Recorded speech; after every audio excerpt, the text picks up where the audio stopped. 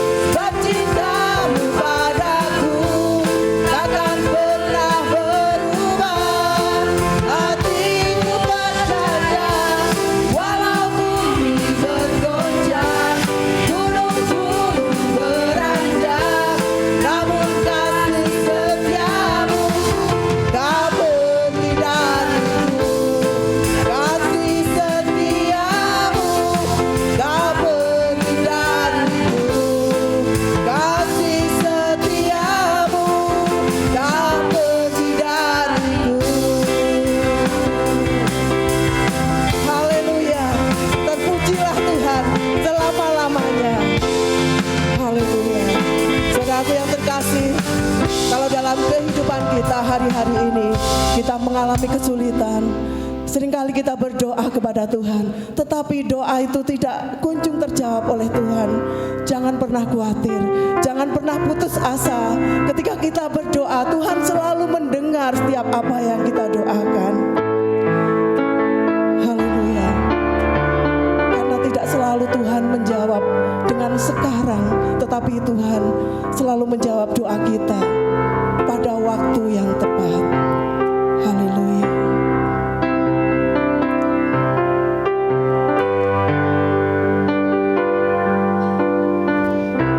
Tak selalu Tuhan menjawab doa, namun Dia beri yang terbaik di waktu yang tepat.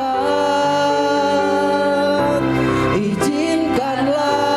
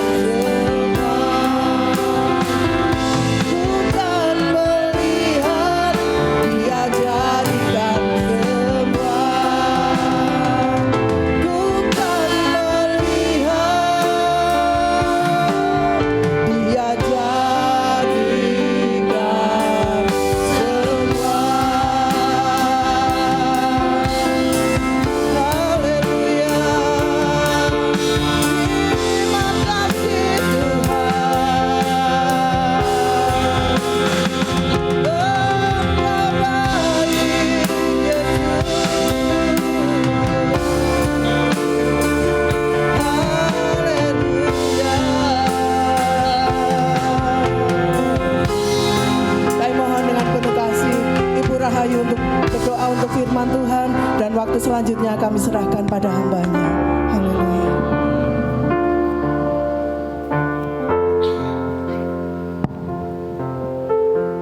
Terima kasih Tuhan, di pagi hari ini kami mengucapkan syukur Tuhan senantiasa. Di pagi hari ini kami dapat berkumpul di rumah-Mu Tuhan. Yang terjadi Tuhan, puji-pujian yang telah kami naikkan di hadirat-Mu Tuhan, biarlah menjadi dupa yang harum di hadapan-Mu Tuhan. Dan sebentar lagi Tuhan, kami akan mendengarkan sabda firman-Mu. Engkau urapi hamba-Mu Tuhan dari tempat yang maha tinggi. Tuhan, bukalah mata hati kami Tuhan, untuk selalu mendengarkan. Biar firman-Mu itu rema di dalam kehidupan kami. Terima kasih Tuhan, terima kasih. Kami siap untuk mendengarkan firman. Dalam nama Tuhan Yesus Kristus kami berdoa. Haleluya. Amin. Puji Tuhan, silakan duduk Bapak Ibu Saudara. Kita pengen melihat Tuhan itu menjadikan semuanya indah pada waktunya. Kita ingin Tuhan saja yang bekerja dalam hidup kita. Tapi kadangkala kita duluan yang mau maju lebih dari Tuhan. Kita tahu bahwa Tuhan itu selalu bertindak dengan sempurna dalam setiap hidup kita. Satu ketika pada beberapa minggu lalu, saya dan Bapak Gembala sedang dalam perjalanan. Kalau dalam perjalanan itu kami sering bercakap-cakap ya Bapak Ibu Saudara, sambil dengarkan pujian. Kadang di mobil kami sambil menyembah Tuhan.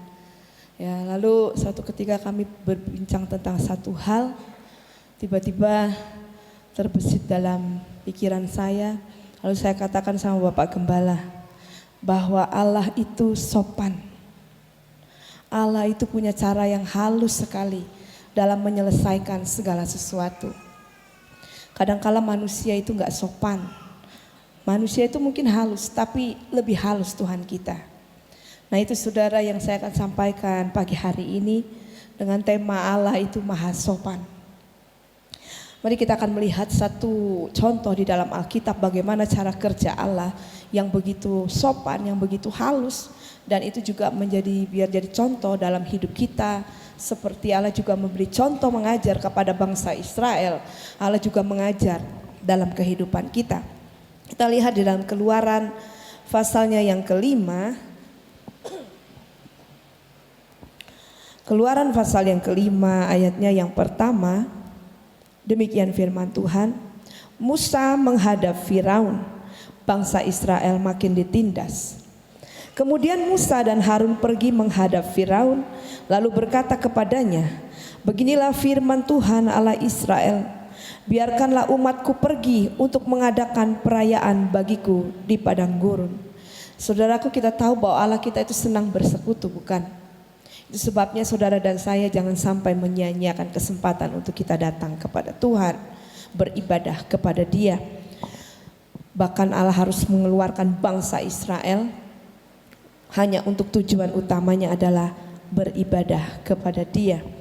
Saudara, ayat yang sudah kita baca ini itu merupakan firman Tuhan yang diberikan kepada Musa dan Harun untuk pergi ke Firaun, untuk meminta izin, untuk memohon supaya bangsa Israel itu boleh beribadah kepada Tuhan. Dari sini kita melihat bagaimana sopannya Tuhan sampai Tuhan itu harus melalui Musa dan Harun untuk izin kepada Firaun. Sebetulnya bisa aja Tuhan gak perlu izin saudara, gak perlu memohon kepada Firaun, keluar saja pada waktu itu untuk pergi. Tetapi Allah kita Allah yang sopan saudara. Dia melalui Musa dan Harun suruh hadap Firaun, izin kepada Firaun supaya bangsa itu boleh beribadah kepada Tuhan. Namun saudara, Firaun tidak memberi izin. Kadangkala saudara, orang menginginkan sesuatu itu enggak dengan cara yang sopan, dengan cara yang arogan, dengan cara yang sakarepe dhewe. Tetapi belajar kita meminta dengan sopan seperti yang Tuhan ajarkan melalui firman Tuhan ini. Dan lebih dari itu saudara, kita melihat di dalam Keluaran pasal yang ke-12 ayatnya yang ke-30 sampai ayat 31. Keluaran pasal 20 pasal 12 ayat yang ke-30 sampai 31. Demikian firman Tuhan. Lalu bangunlah Firaun pada malam itu bersama semua pegawainya dan semua orang Mesir, dan kedengarlah seruan yang hebat di Mesir, sebab tidak ada rumah yang tidak kematian. Ayat 31. Lalu pada malam itu dipanggilnyalah Musa dan Harun, katanya, bangunlah, keluarlah dari tengah-tengah bangsaku, baik kamu maupun orang Israel, pergilah beribadahlah kepada Tuhan seperti katamu itu. Sampai pada akhirnya saudara,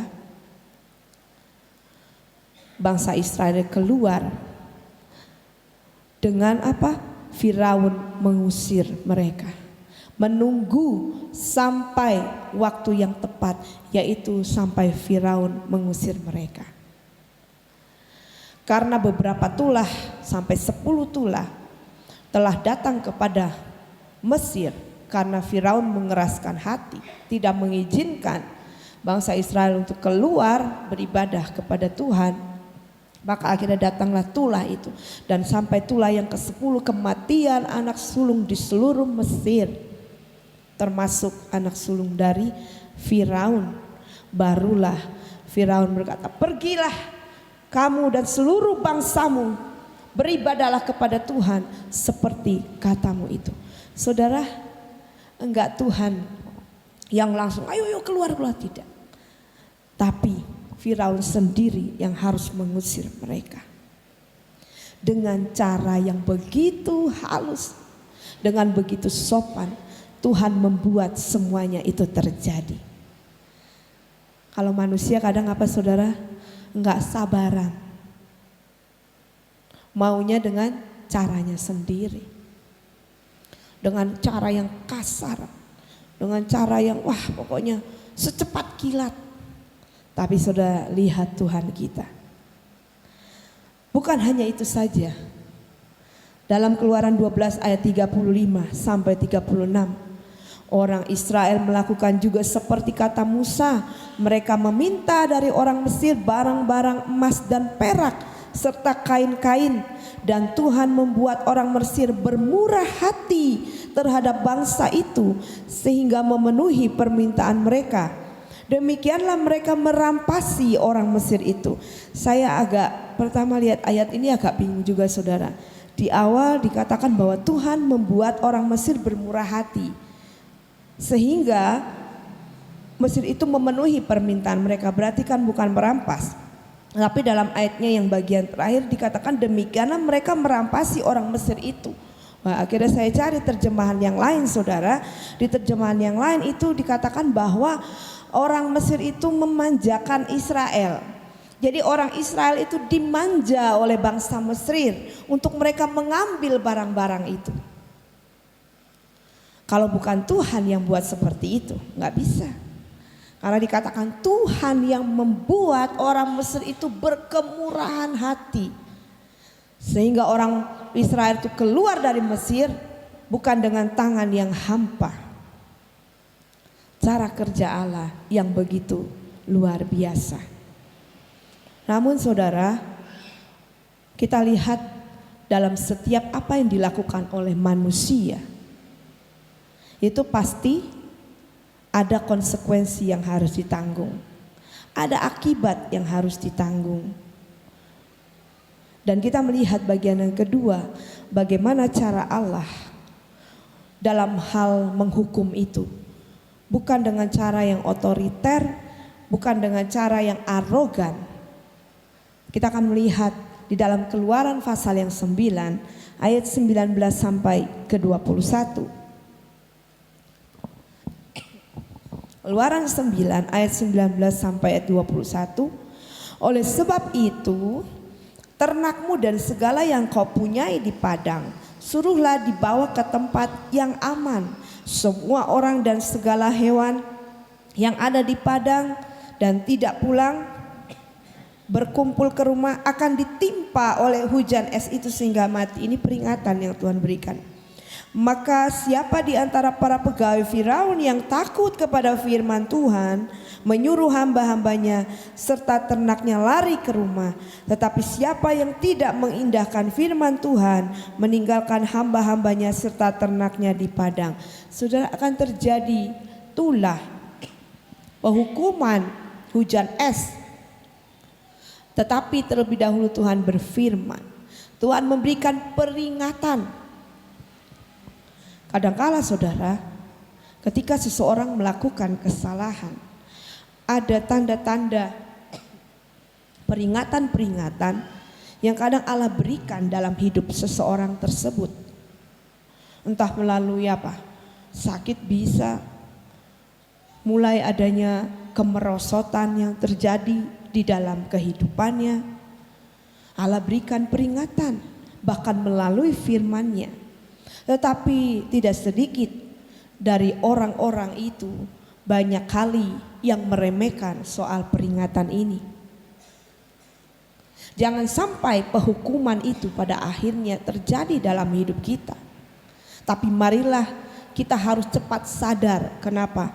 Karena Allah tidak pernah semena-mena dalam kehidupan kita. Dia selalu berikan kesempatan untuk manusia memperbaiki kehidupannya. Kita juga belajar dari hal ini, saudara. Jangan pernah menghukum seseorang dengan semena-mena, tapi serahkanlah kepada Tuhan pengadilan yang paling adil di dalam hidup ini. Selanjutnya, hukuman itu akan berhenti ketika seseorang itu bertobat. Keluaran pasal yang ke-10, Keluaran 10 ayat 16 sampai dengan ayat 19. Maka segeralah Firaun memanggil Musa dan Harun serta berkata, aku telah berbuat dosa terhadap Tuhan Allahmu dan terhadap kamu. Sadar saudara Firaun ya. Ketika tulah belalang itu datang, dia sadar. Oleh sebab itu ampunilah kiranya dosaku untuk sekali ini saja, dan berdoalah kepada Tuhan Allahmu itu supaya bahaya maut ini dijauhkannya daripadaku. Lalu keluarlah Musa meninggalkan Firaun dan berdoa kepada Tuhan. Maka Tuhan membuat angin bertiup dari jurusan sebaliknya, yakni angin barat yang sangat kencang, yang membawa belalang itu dan melemparkannya ke dalam laut Teberau. Tidak ada satu belalang pun yang tinggal di seluruh daerah Mesir. Waktu tulah itu datang, Firaun kewalahan saudara, menghadapi apa yang terjadi, dan dia minta ampun. Dia suruh Musa dan Harun untuk berdoa kepada Tuhan. Dia mengakui bahwa dia telah berdosa, dan hukuman itu berhenti pada saat itu. Belalang itu pergi, dihapuskan, tidak ada lagi. Saudara, yakinlah bahwa Allah kita itu Allah yang penuh kasih. Seberapapun berat kesalahan yang manusia lakukan, tapi ketika dia datang kepada Tuhan dan minta ampun, percayalah hukuman itu akan dilalukan. Karena Allah itu gak berkenan saudara kepada kematian orang fasik. Allah tidak berkenan. Yang Allah inginkan adalah pertobatan. Namun apakah Firaun habis minta ampun sama Tuhan selesai? Tidak, ternyata saudara. Dia mempermainkan Tuhan. Berapa kali dia sadar, tapi dia juga kembali mengulangi kesalahannya itu. Jangan sampai kita seperti Firaun, sudah sadar, bertobat, apa itu namanya? Tomat ya. Tobat kumat. Nah itu jangan. Oh tobat ya tobat terus saudara. Jangan kumat-kumatan. Jangan mempermainkan kasih Tuhan dalam kehidupan kita. Lalu betapa adilnya Tuhan saat dia memberikan penghukuman itu. Kenapa? Bukan hukuman langsung mati saudara. Sekarang kan banyak ya terjadi hukuman langsung mati. Tapi Allah kita itu enggak hukuman langsung mati. Keluaran pasal yang 9 ayat 14 sampai ayat yang ke-15. Keluaran 9 ayat 14 sampai 15. Sebab sekali ini aku akan melepaskan segala tulahku terhadap engkau sendiri, terhadap pegawai-pegawaimu dan terhadap rakyatmu, dengan maksud supaya engkau mengetahui bahwa tidak ada yang seperti aku di seluruh bumi. Ayat 15. Bukankah sudah lama? Berarti sudah ada kesempatan, saudara. Sudah ada waktu yang diberikan Tuhan. Bukankah sudah lama aku dapat mengacungkan tanganku untuk membunuh engkau dan rakyatmu dengan penyakit sampar, sehingga engkau terhapus dari atas bumi. Akan tetapi inilah sebabnya aku membiarkan engkau hidup, yakni supaya memperlihatkan kepadamu kekuatanku dan supaya namaku dimasyhurkan di seluruh bumi. Bisa dalam sekejap Tuhan bisa saja menghukum orang dengan kematian. Tetapi Allah masih berikan kesempatan. Allah punya kesempatan, saudara. Dia kesempatan, karena semua memang dia punya kan. Bisa kapan saja. Tapi kadang Allah masih berikan kesempatan. Itu sebabnya banyak kali orang bertobat ketika dia sakit. Bisa aja Tuhan kasih langsung mati, saudara. Tapi Allah gak berkenan dengan kematian orang fasik. Allah kadang masih berikan kesempatan. Untuk apa? Untuk bertobat. Tapi bukan berarti Allah itu membiarkan dosa, orang itu terus hidup di dalam dosa. Allah tetap menanti bagaimana respon kita, bagaimana kemauan kita untuk kita meninggalkan segala dosa itu. Seperti Firaun diberikan kesempatan sama Tuhan. Keluaran pasal yang ke-10 ayat yang pertama sampai dengan ayat yang ketiga. Keluaran 10 ayat 1 sampai 3. Berfirmanlah Tuhan kepada Musa, pergilah menghadap Firaun, sebab aku telah membuat hatinya dan hati para pegawainya berkeras, supaya aku mengadakan tanda-tanda mujizat yang kubuat ini di antara mereka, dan supaya engkau dapat menceritakan kepada anak cucumu bagaimana aku mempermainkan orang Mesir dan tanda-tanda mujizat mana yang telah kulakukan di antara mereka, supaya kamu mengetahui bahwa akulah Tuhan. Ayat 3. Lalu Musa dan Harun pergi menghadap Firaun dan berkata kepadanya, beginilah firman Tuhan Allah orang Ibrani, berapa lama lagi engkau menolak untuk merendahkan dirimu di hadapanku? Biarkanlah umatku pergi supaya mereka beribadah kepadaku. Sampai Tuhan tanya, berapa lama lagi kamu menolak? Kalau pertanyaan itu juga ditujukan kepada setiap kita. Berapa lama lagi mau kamu tetap tinggal di dalam dosa? Mau berapa lama lagi kamu mau tetap tinggal di dalam kekerasan hatimu? Karena sesungguhnya Tuhan ingin sekali menunjukkan kemuliaannya dalam kehidupan setiap kita. Tapi kadangkala manusia yang tidak mau meresponi apa yang Tuhan ingin kerjakan. Justru sebaliknya, manusia lebih ingin tinggal di dalam dosanya. Seperti Firaun, berapa kali akhirnya dia mengeraskan hati, dan Tuhan pada akhirnya mengeraskan hatinya. Dan ujung-ujungnya apa, saudara?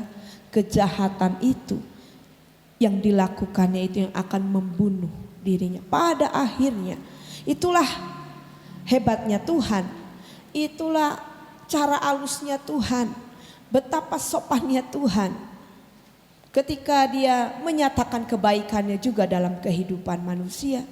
Begitu juga ketika dia menyatakan kejahatan seseorang. Karena pada dasarnya setiap orang itu dihukum oleh karena perbuatannya sendiri. Itu sebabnya saudara gak perlu takut kalau ada orang jahat sama kita. Kalau ada orang yang berusaha nyinyir sama kita, menjelek-jelekan saudara, gak usah takut. Kenapa? Biar Tuhan yang bekerja dengan caranya yang halus, yang begitu sopan. Kalau kita kadang-kadang susah saudara, gimana mau menyelesaikan orang yang jahat sama kita? Kalau kita mau ngomong pun bisa dibantah. Kalau kita mau lakukan tindakan untuk membalas, kita yang berdosa. Karena Tuhan berkata kita harus mengampuni orang yang melakukan kejahatan dalam hidup kita. Jadi kalau kita mengalami hal seperti itu, biarkan Tuhan dengan caranya yang begitu sempurna yang akan menyelesaikannya bagi kita semuanya. Selanjutnya saudaraku, bagaimana juga sopannya Tuhan, halusnya Tuhan untuk memberkati kehidupan setiap manusia. Berkat setiap orang itu berbeda. Kenapa? Tergantung seberapa bisa dipercayanya dia oleh Tuhan. Di dalam Matius soal seorang yang akan berpergian, lalu dia memberikan kepercayaan kepada hamba-hambanya. Ada yang 5 talenta, ada yang 2 talenta, ada yang 1 talenta. Tentu Allah tahu memberikan kepada siapa. Dan ternyata memang terbukti. Yang 5 talenta dia bisa mengembangkannya. Begitu juga dengan yang 2 talenta.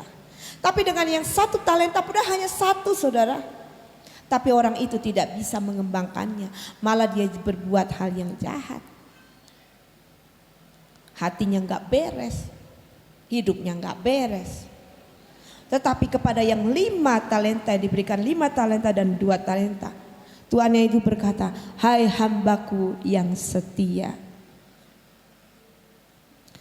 Allah menghargai kesetiaan setiap anak-anaknya. Kalau soal bicara upah, itu pasti Tuhan kasih. Kalau kita berpikir kita datang kepada Tuhan hanya karena ingin menerima sesuatu dari Tuhan, ingin upah, itu gak usah khawatir saudara, itu sudah pasti dikasih sama Tuhan. Beberapa minggu lalu saya menyampaikan soal tentang kebun anggur.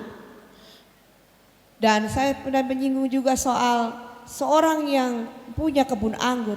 Lalu dia memanggil orang yang bekerja di waktu siang, lalu pada tengah hari dan petang hari.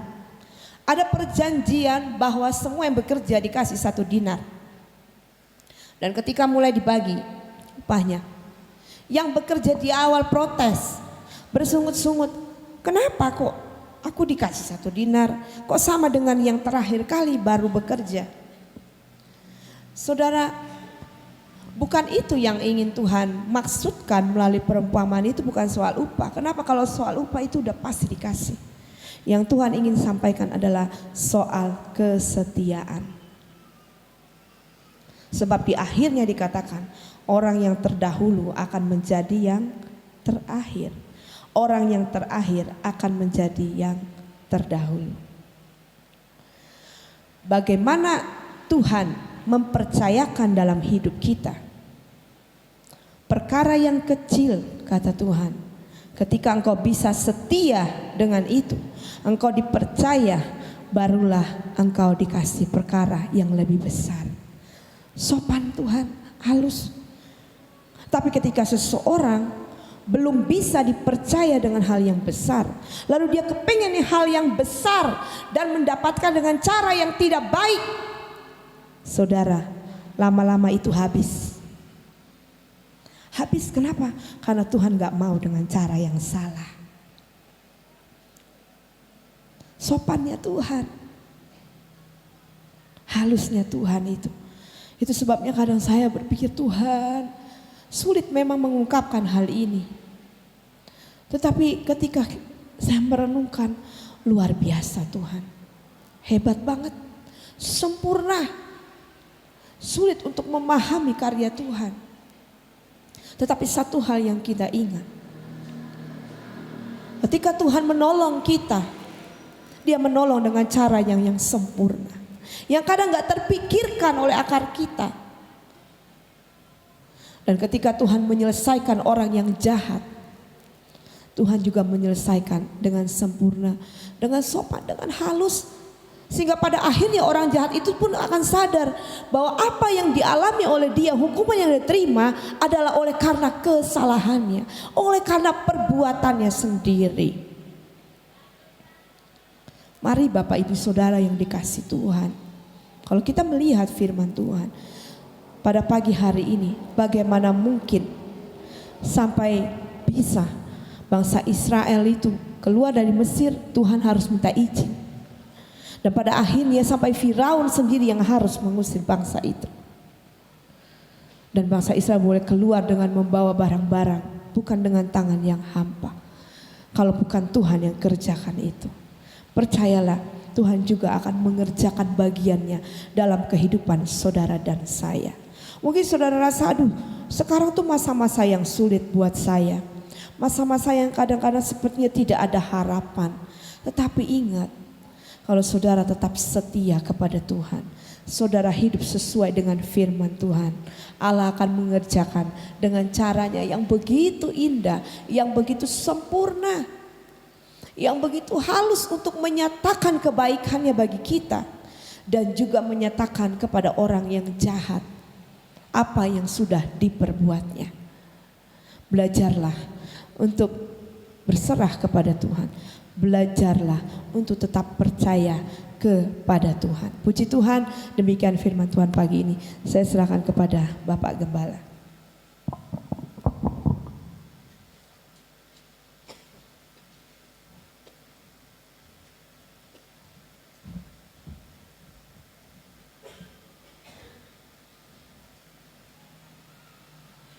Allah maha sopan. Ini jarang dan sulit untuk disampaikan Bapak Ibu Saudara. Bahkan saudara boleh browsing di internet, khotbah tentang Allah maha sopan itu tidak akan ada di sana. Belum pernah ada setahu saya ya saudaraku. Karena ini harus digali dengan kehati-hatian, harus digali dengan kepekaan. Seringkali ketika ada orang salah sama kita pengennya ngehukum cepat-cepat, ya kan? Kita pengen jadi orang yang tegas, Tuhan hukum aja dia tuh jahat, salah, hancurkan gitu saudaraku ya. Allah kok gak hancur-hancurin ya? Suatu saat Daud juga ngomong, Tuhan aku lihat orang jahat kok gemuk dan segar, gak ada susahnya, itu gimana toh Tuhan? Sama kan saudaraku. Tapi kalau kita yang salah pengennya apa saudaraku? Tuhan janganlah hukumlah Tuhan, masih anak-anakku masih cilik, kasihan Tuhan, gitu kan. Jadi Allah ada di posisi yang serba salah kalau menurut kita. Tapi ternyata Allah itu adil. Allah itu benar-benar halus. Allah itu maha sopan. Dalam bertindak, berpikirnya panjang sekali. Jadi jangan kaget kalau Allah jawab doa saudara juga dengan cara yang panjang. Karena Allah berpikirnya luas. Kalau Allah berpikirnya sempit, saudara minta A kasih A, saudara minta B kasih B, hancur saudaraku. Nah, dunia ini akan hancur dengan keinginannya ya. Tetapi ketika engkau mau bersama dengan Allah, resapi kelembutan Allah, resapi hati Tuhan. Ada seorang wanita yang ketahuan berzina, maka dibawalah wanita ini ke hadapan Yesus. Kalau Yesus berpikirnya sempit, maka hukum saja. Karena ketahuan berzina. Berzina itu biasanya berdua kan, nggak mungkin bersatu. Lah yang cowok di mana saudaraku? Kalau Yesus hukum waktu itu, orang kan berkata, tuh kan, katanya Tuhan kok nggak punya belas kasihan. Ya, tapi kalau dihukum, kalau nggak dihukum, orang kan berkata tuh kan, bukan Tuhan. Kenapa? Tuhan itu nggak mampu lihat dosa. Terus Tuhan ngomong, Tuhan ngapain saudaraku? Tuhan tulis dengan jarinya di tanah. Saya nggak tahu ini ditulis apa. Tetapi Tuhan berkata, barang siapa yang nggak buat salah, silahkan hukum yang pertama. Dan tidak ada yang hukum. Akhirnya Tuhan apa? jangan berbuat dosa lagi. Ya. Kalau engkau salah, yuk kita belajar dari Tuhan untuk kita berubah. Kalau engkau punya kebencian, lepaskan kebencianmu. Kebencian itu hanya membuat hidupmu terkendala, doamu enggak dijawab oleh Tuhan. Kalau engkau punya hal yang saudara inginkan, datang kepada Tuhan. Dan percayalah, Dia selalu menjawab doa tepat pada waktunya. Amin. Ajarku mengerti segala rencanamu, mari kita persiapkan perjamuan kudus kita.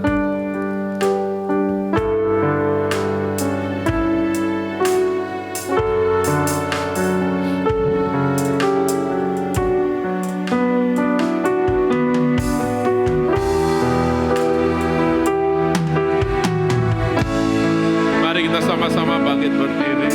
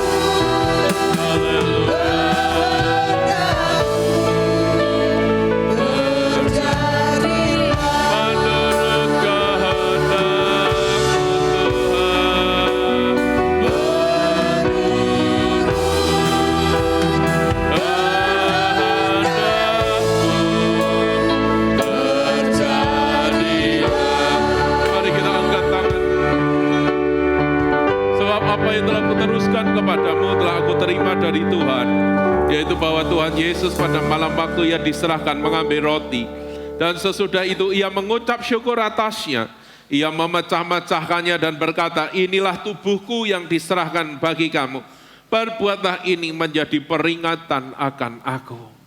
Bapa, kami pegang roti ini, kami ingat Engkau menebus kami, Engkau menyelamatkan kami. Engkau begitu rendah hati, Engkau begitu lemah lembut terhadap setiap kami. Engkau tidak menghukum kami dengan kematian, dengan maut, tetapi Engkau menyelamatkan kami. Ajari kami tetap mengasihi Engkau, tetap menghormati Engkau, tetap menghargai Engkau sepanjang umur hidup kami. Karena kami tahu keberadaan hidup kami hanyalah karena kemurahan Tuhan. Kami akan makan bersama-sama di dalam nama Allah Bapa, Allah Anak, dan Allah Roh Kudus, di dalam nama Tuhan Yesus Kristus.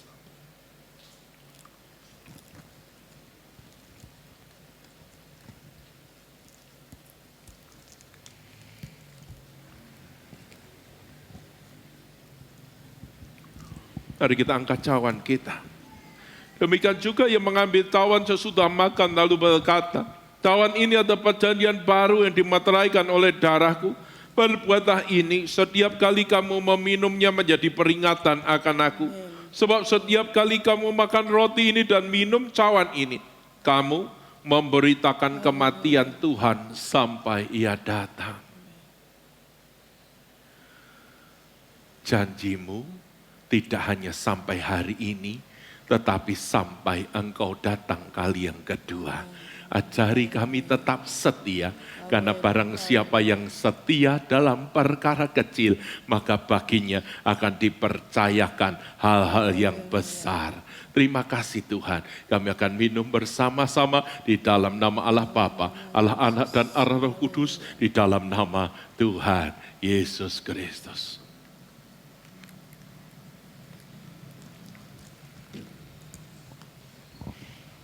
Haleluya, haleluya, haleluya.